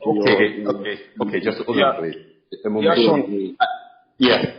So, Sean, I guess, look, now we are questioning the regulators and whether, so initially we said maybe the regulators should take more action and be more proactive. Then now we are questioning. Bro, the regulators don't know what's happening. If we can trust. The regulators don't understand the ecosystem. Exactly. So I'm getting to that. And the regulators don't seem to understand it, as you've seen in Kenya. And then now we are questioning whether we can trust these regulators with this big decision. So I think we're still getting to the core of this issue. Who do we trust? Like, if we can't even trust the very government that we're asking to regulate this thing, who are these stakeholders who are going to come and help us create a way for us to govern these tools that we have? So this conversation is a much bigger conversation about, like, who do we trust? Do we trust the people who we've given power to rule over us? Do we trust the private companies? Do we trust the supposedly decentralized blockchains? You know? So I think this is really the core issue here. Yeah, and this is why this conversation is so muddy, because it's not just about privacy, it's about a lot of things. Yeah. Right. Yeah. So thank you, and I think we should just start wrapping this up now, and I'll just let Abraham, if you have one last thing to share, because what I'm taking away from here is I think one question that I even had here earlier was that of financial inclusion, and maybe this is for you, Michael, before we go, because you talked about access and how Africans have been locked out, of the global financial system because sometimes IDs and all of those things. And I'm trying to I'm curious to ask, what kind of financial inclusion do you see WorldCoin, if successful, achieving? for Africa? Yeah. So I'm going to give an example from Ghana. So sometime last year, I had a chance to visit Ghana. And on that trip, I got to meet a lot of early crypto adopters. And one of them, his name was Faisal. And Faisal was the brand ambassador for this project known as Good Dollar. So Good Dollar is a UBI. Yeah. It means they give some type of financial value to people in countries, in like developing countries. Yeah. So what they do, users in Ghana like Faisal were able to sign up through some wallet, obviously using their email addresses and maybe a phone number, and get this type of self-custodial wallet. And then they're able to receive like some small amount of value like every day. Yeah. And the idea behind this really is to provide people with some type of financial assistance. I call it cross-border financial assistance. Now, the problem that this project regularly runs into is that there's really no way to know whether the wallet that someone has opened, whether it's run by multiple people, yeah, which is this thing we've been talking about here, known as proof of personhood. So proof of personhood is a really big problem in the crypto world, because while you can claim that you have 4 million wallets or 20 million wallets on the blockchain, there's really no way to tell whether these wallets are owned by individuals or it's one individual who owns multiple wallets. And the bigger problem that usually emerges from that is that when ownership of tokens in these blockchain networks is used for governing these chains, it creates a problem because you don't know if someone is using multiple wallets to vote as one person or it's one person voting per wallet.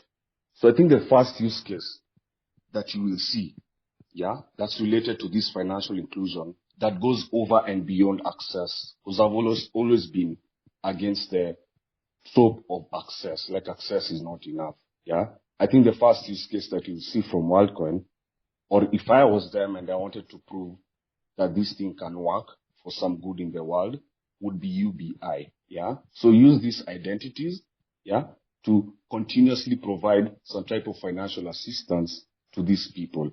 And I really wonder, if that use case happens, what will we be saying about this project? Will we say it's just giving free money to people to onboard them?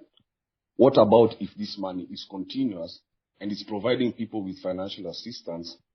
And as you know, at a time when our economies are not doing so great, yeah. So I think UBI, yeah, is one of the first use cases that I expect to see from Worldcoin. All right. Okay. Great. And do you have any other one? I mean, what you just shared now mirrors the example that I cited earlier, right? In the case of Nigeria, where the government is trying to give out palliatives, and then there's a question of how do you verify that there are no duplicates here? But what it means that for this to really work, you need a lot of centralization, really. So Sean, this already happens in our markets. Like in Kenya, there's something known as cash disbursements, and it's given to, let's say, the elderly, people who are above a certain age. And the first thing that the government usually has to do is to find a way to identify who are these people, so that they don't end up sending money, yeah, to people who don't deserve it. It's a big issue, and the companies that have been used for this process, at least in our markets, it's usually MasterCard, yeah. So MasterCard does some extensive onboarding process to make sure they have the right identity of these people, and then the government is able to distribute 9 billion, 10 billion Kenya shillings to these people on a continuous basis. So identity is a critical piece of this type of financial assistance that you've mentioned that's also been explored in Nigeria. And I think UBI is an extension of this type of program at a global level. So you could see, let's say, some non-for-profit organization in the United States distributing financial assistance to some users who have used the Worldcoin ID to identify themselves, right? All right. Okay. That's interesting. But we're closing this down by 7 p.m. That's West African time. And we know some people are joining us from East Africa, so everyone can go back to their lives. Abraham, do you see that as the UBI component? Do you see that as a big advantage to having this kind of, giving the project itself up out? Well, yes.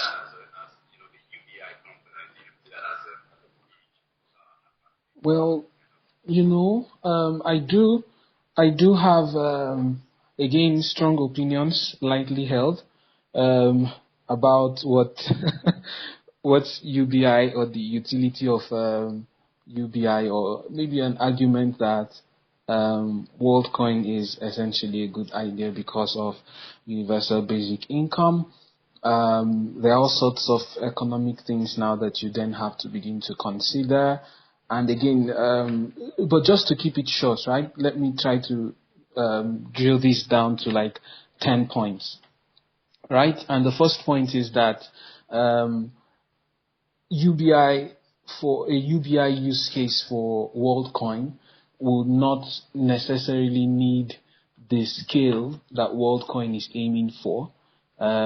Because why do you want 8 billion people? Why do you want 8 billion digital identities if you just want to distribute universal basic income to like the lowest income population, refugees, and so on and so forth? You do not need 8 billion digital identities to distribute targeted universal cash-based assistance and to run cash transfer programs.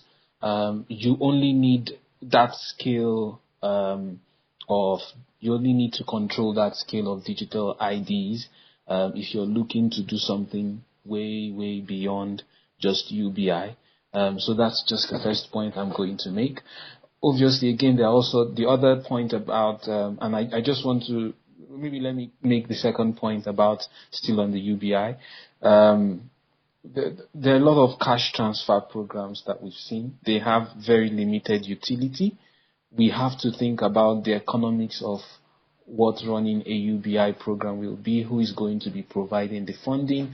Are we saying that, for example, WorldCoin is going to be replacing the role of MasterCard, say, for example, in Kenya, and world tokens or WorldCoin tokens are essentially going to become the means of money, for these cash transfer programs, right? And then we have to now ask questions about, what is the utility benefit of this? I do not think that we should be aiming to build a world where we have to give, chicken change to people because UBI, because I think we should be aiming for a world where people are thriving. We should not be building for dystopian use cases.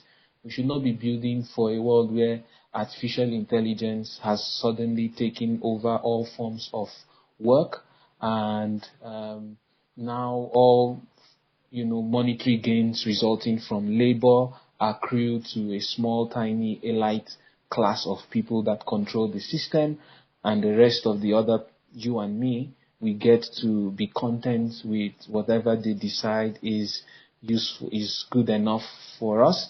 I don't think that one can make a very strong argument, saying that, look, we are making the world dystopian by trying to build large language models, that are going to replace doctors, that are going to replace teachers, that are going to replace the legal system. And because we're doing this, on the one hand, we want to also build, on the other hand, something that is going to solve the problems that what we're doing with the left hand is going to create.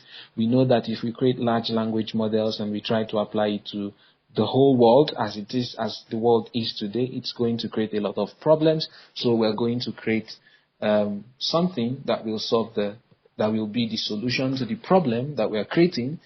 That doesn't sound like a very positive thing, to be thinking and building design systems around.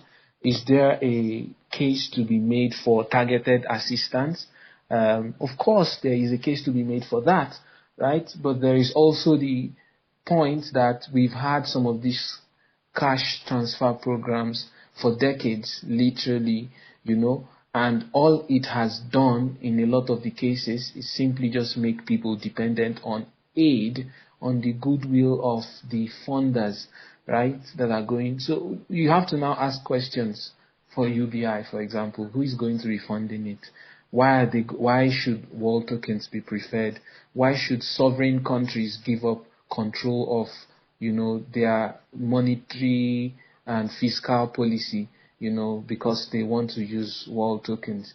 Are there no other systems, of taking those orbs and going to, say, a refugee camp where there are cash transfer programs and say, you know what, we want to make sure that every person, okay, I see your hand up, but let me just wrap up. We want to make sure that every person that is using this, that is in this refugee camp, is going to get the money that we're sending to them. So you do your WorldCoin thing there in the refugee camp, and we know that it's targeted, it's limited, there's a time limit. We don't want these people to be refugees forever, right? That makes sense, right? But if you bring it to Kenyatta International Conference Center and you invite everyone to come and sign up, and we can't hear you anymore, but surrounding those aims and goals are not necessarily promoting trust in those your very ambitious and altruistic sounding things. And it doesn't just sound like something that I should advise people to trust. Thank you so much. And I think we will take the last final words from Michael. So for someone who is still on this call and then say, okay, I hear everything you say. Where do I get started? How, from the perspective of I want to know more, right? I see, and what would you say, or if you have anything to say to what? I wanted Abeba to speak actually. Abiba, I'm not sure if I got the name correctly. Oh, okay. We could invite her over. Let me see if she would accept it.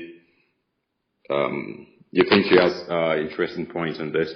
But yeah, Michael, while we wait for Abeba. Yeah.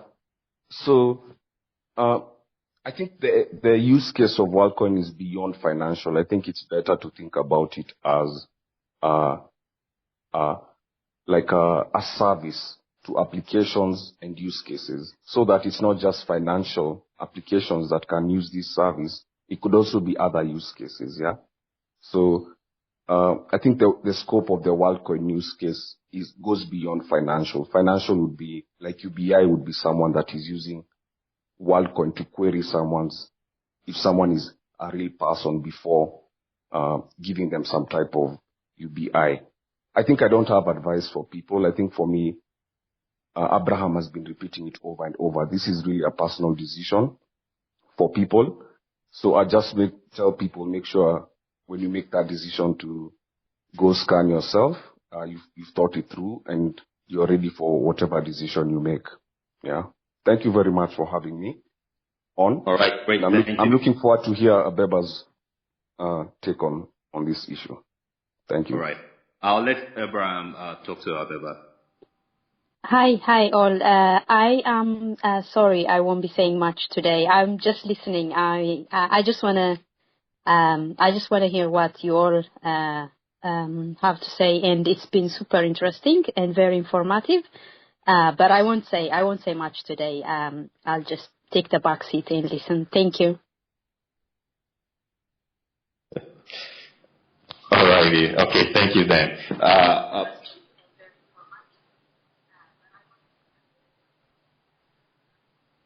Okay. All right. So I think that would be where are you based right now, though? Say your business. I can see Ethiopia, Ireland. Yeah. I'm Ethiopian, and I am currently in Dublin, in Ireland. All right. Great. Yeah, I'm working and doing research here. All right, great. And just it'll be great. I know you say you don't want to say anything, but our speakers here would love to hear what you really think about. Just share with us what you're putting is on WorldCoin generally, the project, and especially for the African people? Please. Well, okay. So I'm not an expert on blockchain, so I won't say on anything on that. But on the legal and ethical side of things, people have aired their concern about, the collection of biometric data, and people have already said this is something, the US or even EU wouldn't allow. The EU wouldn't even allow Facebook's new social media. It's called Thread, I think. They wouldn't even allow that. So definitely we are being used as test beds, as experimental sites. So it's definitely deeply concerning. But I need to read more. I need to know more to say anything more substantial. So thank you.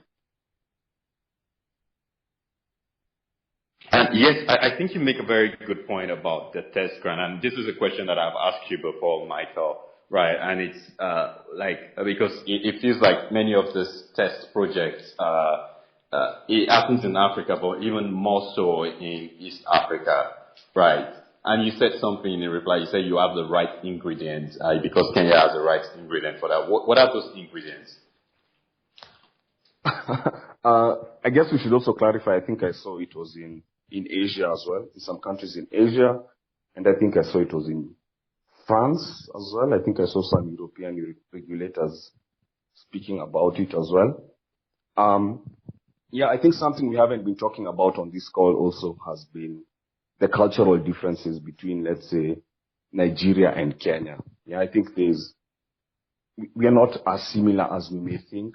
For example, let's say because of I think I'll just talk about one point, which is mobile money. Yeah, like Kenyans have been using digital money for close to, I think it's since 2007. Yeah, that's many years more than any country. I think in countries like Nigeria, these markets still struggle to, I think Abraham said there are something like 45% of financial inclusion. So I think Kenyans are usually, there's a cultural element to this, and I'm not an expert, I'm not an anthropological expert, but it's been said a lot of times that Kenyans are peculiar. Like Kenyans are quick to adopt new tools and technology. And I think this is also playing out here. Yeah. So I think next time we need to invite someone who can give us a perspective on maybe the cultural element that's playing out here as well. Yeah. So I think Kenya's familiarity with digital tools and financial tools for a long period of time, the education levels as well, I think these are factors that are also playing in how quickly you see people adopting this. Yeah. Whether it's right or not, that's a different issue. But Kenyans generally, it's always the best market for startups to come and test new new tech experiments, as you call them. I think in our industry, we recognize Kenya as a great market for experimenting because of these previous factors that I have mentioned. So I think it's no surprise that WorldCoin decided to come to Kenya first before going to Uganda. Yeah, I think we all know all the startups usually have a footprint in Kenya first before expanding to other markets. Yeah. Yeah. Okay, Abraham, it looks like you have something to say to that. Well, let me just say that there definitely is a very likely strong cultural component to why some of these tests, appear to be done more in Kenya versus, say, in West Africa. But then I also think that there is also a very strong development finance presence in East Africa generally. And they have tended to be the ones who lead on projects like digital financial inclusion and digital IDs. And so there generally is a stronger presence of the development finance industry. Even M-Pesa itself was actually, the child of a development finance project. Sort of you want to transfer money back to people home, and you wanted to, cut out that giving bus drivers the money to send home. And that was literally how, M-Pesa was conceived. Or that was the conception of M-Pesa, which actually happened in London, or the UK rather. And then it was implemented in Kenya. So there is a very strong DFI and the development presence in Kenya that also supports, why some of these experiments tend to happen there more often than they happen elsewhere on the continent. But yeah, I mean, just to sort of summarize my points and also emphasize like a few things. Michael is very passionate in terms of how blockchain technology, generally speaking, can be very useful. I think if you have not, you should read some of the papers and stuff that he has written about them. Especially there was one great resource that he wrote, I think, which was part of how I actually met him. He's now a close friend. About how a particular village that was cut off from the formal financial system, innovated and built a sort of stable coin, not crypto, not tech, but they built this system, that allowed them to exchange goods and services. And the reason why I bring that point up is to strengthen my point about why these things are not necessarily things that are dependent on technology solutions, right? The financial system in many parts of the world, the wealthier parts of the world, you will find out very often, the financial system is well developed, but did not happen under conditions that were seen being sort of imposed as the necessary parameters within which financial inclusion and financial well-being can be achieved, in Africa, right? You did not have the sort of mass-scale digital ID program. I mean, India is usually, pointed at as one of the quote-unquote digital ID success stories. But the reason for that is there are a lot of sad stories that actually happened because of Aadhaar that continue to happen, that activists, try to draw attention to, but they are drowned out, right? And then you also have to confront the thing with when your narrative and research is not in line with what tends to be accepted generally, what the popular narrative is, it tends to be drowned out, right? You see this in people who advocate, like Abiba, sorry if I didn't pronounce the name, who advocate on, artificial intelligence, but I've also come across, advocacy on, Aadhaar, both when it was initially implemented and even now as it continues, even though now you see a lot of critical acclaim, you see a lot of positives and praises, but there are academic and expert contentions that so much of what is being attributed to Aadhaar is not necessarily resulting from Aadhaar. And the reason for this is financial services, specifically payments, is not an island. It doesn't sit on an island. And this is part of why we've always had problem with financial inclusion. That even the IMF is, IMF analysts are now sort of acknowledging some of those problems. There are researchers that have tried to write about this and discuss this, right? And that problem is, look, financial inclusion doesn't sit alone. It sits within an economy. If the economy is not performing well, you can do all sorts of things, right? And you can applaud yourselves for getting so many people, get accounts, but you're essentially not changing anything, right? And when we focus a lot on those access metrics, when we focus a lot, for example, right, Nigeria has a 45%, access to finance measurement of a perspective of looking at financial inclusion, but I can assure you that 65% of Nigerians are not living without money. They use money, they exchange money, they move money around. It's just not captured in the way we define formal financial inclusion. And some of this is being recognized now, even by the development industry, by the World Bank. They are now recognizing now that what we used to call financial inclusion, which really grew out from the 1990s with Muhammad Yunus, microfinance. It grew out from the microfinance industry, the definition of financial inclusion, and it sort of created. Are you still speaking? There are cracks in it, right? So generally speaking, I don't. There are places that we should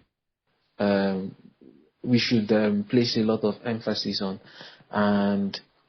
but yeah, that's. I think I sort of started to ramble, but to summarize the point, there are significant concerns with what WorldCoin is doing. If a government was doing it, it doesn't change too much. We still have to ask those questions regardless of whether it's government or not. But now that it's not government, we have to be more vigilant. We don't have to simply say people like it, especially in Africa, because they are being paid to like it. So yeah. All right. Okay. We're just going to wrap this up now, and I will just share some final thoughts from what I've gleaned from this conversation. One is that, and I think Abraham has made strong points on, the idea of universal basic income just being handouts and, basically training people to be dependent on aid, right? And instead of having this conversation about UBI, the conversation should be more on like economic development. And when you have that, there will be more people that will be included, right? Or maybe it may not even be a question of do we need to financially include these people. And then there is also the concern from my side that so from the world of deepfakes, there is a potential for a technology like that to counter it. I mean, it's a problem that the likes of the WorldCoin founders project OpenAI has created, but it looks like a problem that is here to stay, right? And then you would need a stronger KYC system, and this may be one of it. And that, for me, means that we may see a world where even government starts introducing systems like this, right? Just as we've had in the cryptocurrency space where we had Bitcoin and then we had Ethereum and all of that, and then all of a sudden government wants to build their own CBDCs, right? So I think that it will be interesting to watch out for that, right? And from Michael's side, from when governments are trying to give out, for social, shall we say, social safety net programs, right? Like we have in Nigeria, and then the one you mentioned in Kenya, the proof of personhood, right? It could be the fastest way to do that, right? Given how cumbersome present IT systems are, right? I think it's going to be an evolving topic. I don't think this is the last time we'll talk about it. Currently, I'm sure that all registration has probably ceased in Kenya following government intervention yesterday, and I'm sure we'll have this conversation again. But thank you everyone for joining us today to talk about this. I'm not sure we've had a longer conversation than this here, and do give us a follow at Mariblock, right? We're tracking what is happening in the African blockchain space. We are more interested in spotlighting the good, the bad, and the ugly of this industry on the continent, and avoid situations where it will believe that there will be this technology is being used to oppress people or to exploit people, or that there are like misrepresentations. We want to shine lights on that. We've been doing that, and we invite you to follow us and keep in touch with the happenings across African blockchain ecosystem. Have a great night, everyone, and great evening wherever you're joining us from. And bye for now. Thanks, Abraham. Thanks, Michael. It's been great having this conversation with you. Bye, everyone.